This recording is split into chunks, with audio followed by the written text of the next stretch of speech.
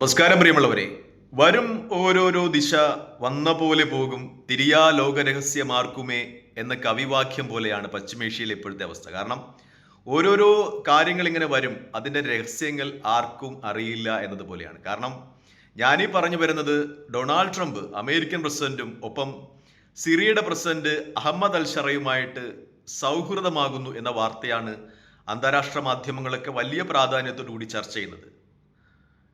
സൗദിയെ സന്ദർശിക്കുന്ന American president Donald ട്രംപിന് അദ്ദേഹത്തെ സിറിയൻ പ്രസിഡന്റ് അഹമ്മദ് അൽ ഷാറ സന്ദർശിച്ചു എന്ന വാർത്ത വലിയ പ്രാധാന്യത്തോടുകൂടി തന്നെ അന്തർദേശീയ മാധ്യമങ്ങൾ ചർച്ച ചെയ്യുന്നുണ്ട്. ഒപ്പം സിറിയയുടെ മേലുള്ള അമേരിക്കൻ ഉപരോധം, കഴിഞ്ഞ പതിറ്റാണ്ടുകളായി ഉണ്ടായിരുന്ന ഉപരോധം അമേരിക്ക പിൻവലിക്കുന്നു എന്ന വാർത്തയും വലിയ പ്രാധാന്യത്തോടുകൂടി തന്നെ അന്തർദേശീയ മാധ്യമങ്ങൾ ചർച്ച ചെയ്യുന്നുണ്ട്.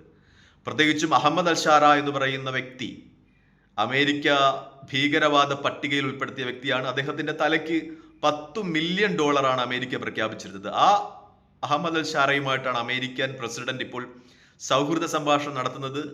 അദ്ദേഹം സിറിയയുടെ പ്രസിഡന്റ് ആകുമ്പോൾ സിറിയയുടെ മേലുള്ള ഉപരോധം പിൻവലിക്കുന്നത് എന്നത് വലിയ വാർത്തയായിട്ട് തന്നെ മാധ്യമങ്ങൾ ചർച്ച ചെയ്യാണ്. അതാണ് പറയുന്നത്, തിരിയാ ലോക രഹസ്യമാർക്കുമേ, ലോകത്തിന്റെ രഹസ്യം എങ്ങോട്ടാണ് പോകുന്നതെന്ന് നമുക്കൊന്നും മനസ്സിലാകുന്നില്ല എന്ന്. മറ്റൊന്ന്, നമ്മുടെ കിലുക്കം സിനിമയിൽ ജഗതി പറയുന്നത് പോലെ ഞാനും ജോജിയും തമ്മിൽ ജഗട പറയുന്നത് ബെഞ്ചമിൻ നെതന്യാഹു ആണ്, ഇസ്രായേലി പ്രധാനമന്ത്രിയാണ്.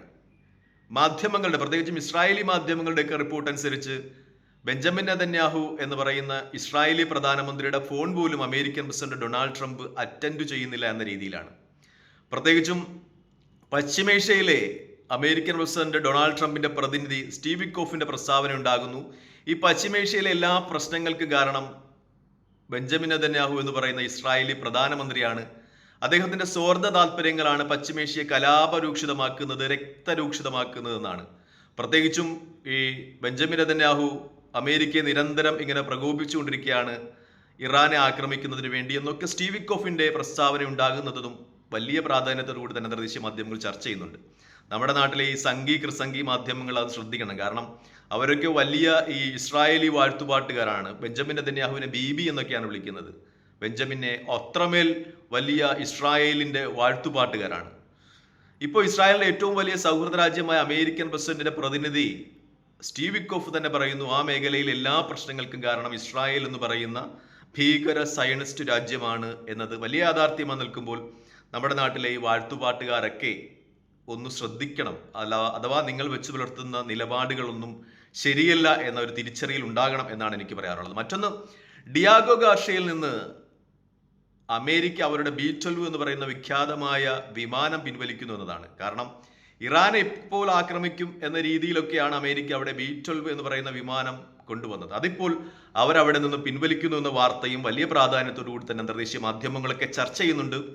ഇതോടനുബന്ധിച്ച് നമ്മൾ ചേർത്ത് വായിക്കേണ്ട ഒരു കാര്യമുണ്ട്. ഇറാന്റെ പ്രസ്താവന വരുന്നു, തങ്ങളുടെ രാജ്യത്തിന്റെ വാണിജ്യ വ്യാവസായിക ആവശ്യങ്ങൾക്ക് വേണ്ടി തങ്ങൾ ആണവായുധം വികസിപ്പിക്കും, അതിൽ നിന്നുള്ള ഉദ്യമത്തിൽ നിന്ന് ഒരു അണുക്കിട പോലും ഇറാൻ വ്യതിചലിക്കുന്നില്ല എന്ന വാർത്ത കൂടി കൂട്ടിയോജിപ്പിക്കുമ്പോൾ നമുക്ക് മനസ്സിലാകുന്ന ഒരു കാര്യമുണ്ട്, ഇറാനും അമേരിക്കയും തമ്മിലൊക്കെ ഒരു അന്തർധാര ഉണ്ടായിരിക്കുന്നു എന്ന വാർത്ത. പ്രത്യേകിച്ചും ഇസ്രായേൽ ആ മേഖലയിൽ ഒറ്റപ്പെടുന്നു എന്ന് തന്നെയാണ് ഏറ്റവും പ്രധാനപ്പെട്ട വാർത്തയായി അന്തർദേശീയ മാധ്യമങ്ങൾക്ക് റിപ്പോർട്ട് ചെയ്യുന്നത്. ബെഞ്ചമിൻ നെതന്യാഹുവിന്റെ യുദ്ധക്കൊതി അഥവാ ഫലസ്തീൻ കൂടി പിടിച്ചെടുത്ത് ഇസ്രായേലിനോട് ചേർക്കാനുള്ള ആ സയനിസ്റ്റ് സാമ്രാജ്യത്വ വ്യാമോഹം അമേരിക്ക കൂടി തിരിച്ചറിയുന്നു എന്ന വലിയ വാർത്തയാണ് അന്തർദേശീയ മാധ്യമങ്ങളൊക്കെ പ്രത്യേകിച്ചും റിപ്പോർട്ട് ചെയ്യുന്നത്. പ്രത്യേകിച്ചും സിറിയയിൽ ഈ അവസരത്തിൽ വലിയ ആഹ്ലാദ പ്രകടനം നടക്കുന്നതായി അന്തർദേശീയ മാധ്യമങ്ങൾക്ക് റിപ്പോർട്ട് ചെയ്യുന്നുണ്ട്. തങ്ങളുടെ മേലുള്ള ഉപരോധം നീക്കിയത് സിറിയയെ സംബന്ധിച്ച് വലിയ ആശ്വാസമാണ്. കാരണം വലിയ തോതിലുള്ള ഇൻവെസ്റ്റ്മെന്റുകൾ ആ പ്രദേശത്തേക്ക് വരും, സിറിയയിലിട്ട് വരും എന്ന ഒരു നിഗമനത്തിൽ തന്നെയാണ് സിറിയയിലെ വ്യാവസായിക പ്രമുഖരൊക്കെ എന്ന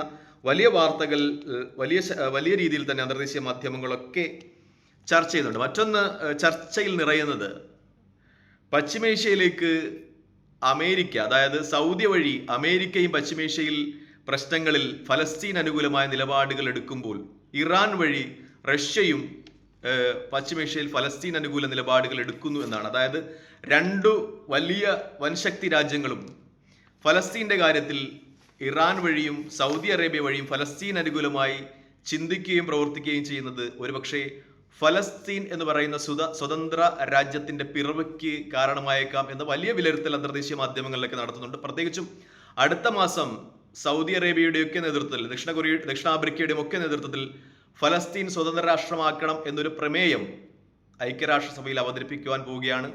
ഈ അവസരത്തിൽ ഒരുപക്ഷെ അമേരിക്ക ആ പ്രമേയത്തെ എതിർക്കുവാൻ സാധ്യതയില്ല. അമേരിക്കയും ആ പ്രമേയത്തോടൊപ്പം നിൽക്കുകയാണെങ്കിൽ, അതായത് അമേരിക്ക ഐക്യരാഷ്ട്രസഭയിൽ വരുന്ന ആ പ്രമേയത്തെ വീറ്റോ ചെയ്യാതെ ഇരിക്കുന്ന ഒരു അവസരത്തിൽ, കാരണം എപ്പോഴും അങ്ങനെയാണ്, സ്വതന്ത്ര ഫലസ്തീൻ എന്ന് പറയുന്ന ഒരു പ്രമേയമൊക്കെ ഐക്യരാഷ്ട്രസഭയിൽ വരുന്ന സമയത്ത് അമേരിക്ക അത് വീറ്റോ ചെയ്ത് പരാജയപ്പെടുത്തുകയായിരുന്നു. പക്ഷേ ഈ അവസരത്തിൽ അതിന് സാധ്യതയില്ല എന്നൊരു വിലയിരുത്തൽ കൂടി അന്തർദേശീയ മാധ്യമങ്ങളൊക്കെ വെച്ചു പുലർത്തുകയാണ്.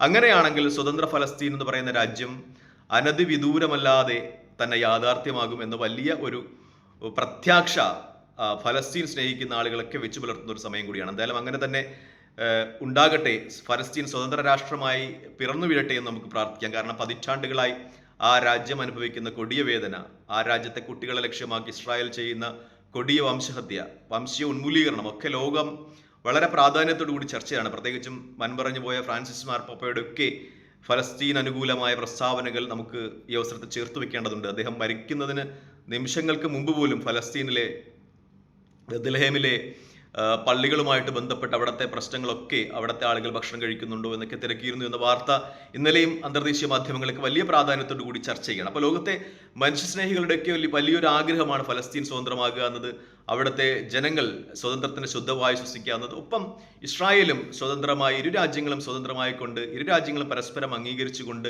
ഒരു സമാധാന ഉടമ്പടി മാത്രമേ പശ്ചിമേഷ്യയെ നിലനിർത്തൂ എന്നത് വലിയ യാഥാർത്ഥ്യമാണ്. പരസ്പരം അംഗീകരിച്ചുകൊണ്ട് ദ്വിരാഷ്ട്രവാദം അത് നിലനിർത്തിക്കൊണ്ട് മാത്രമേ പശ്ചിമേഷ്യ സമാധാനപരമായി മുന്നോട്ട് പോകും എന്നത് വലിയ യാഥാർത്ഥ്യമാണ്.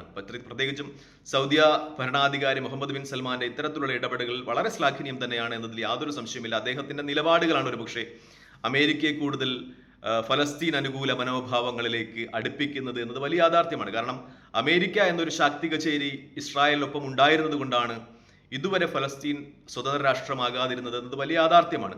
അതിപ്പോൾ മാറുകയാണ്. സൗദിയുടെയും അതുപോലെയുള്ള പശ്ചിമേഷ്യയിലെ മറ്റു രാജ്യങ്ങളുടെയും ഒക്കെ വളരെ നയതന്ത്രപരമായ നിലപാടുകൾ നിമിത്തം എന്നത് വലിയ പ്രാധാന്യം തന്നെ കൊടുത്ത് അറബ് മാധ്യമങ്ങളും അന്തർദേശീയ മാധ്യമങ്ങളും ചർച്ച ചെയ്യുന്നുണ്ട്. അതിലേറ്റവും പ്രധാനമായിട്ടുള്ളത് ഖത്തറിന്റെയും സൗദിയുടെയും യുഎഇയുടെയും ഒക്കെ ഇടപെടലുകളാണ്. അവർ അമേരിക്കയെ കൂടി ഫലസ്തീൻ അനുകൂല നിലപാടുകളിലേക്ക് കൊണ്ടുവരുന്നു. അത് ഇസ്രായേലിന് വളരെ വലിയ തിരിച്ചടിയാണെങ്കിലും ഫലസ്തീൻ എന്ന് പറയുന്ന രാജ്യത്തിന്റെ സ്വതന്ത്ര സങ്കല്പങ്ങൾക്ക് ചിറക് പകരുന്നതാണ്, നൽകുന്നതാണ് എന്ന കാര്യത്തിൽ ഒട്ടും സംശയമില്ല എന്നാണ് ഏറ്റവും പ്രധാനപ്പെട്ട കാര്യം. തൽക്കാലം ഈ വീഡിയോയുമായി വിടവാങ്ങിയാണ്. മറ്റൊരു വീഡിയോയുമായി കാണുന്നവരെ പ്രാർത്ഥനയിൽ ഉൾപ്പെടുത്തുക.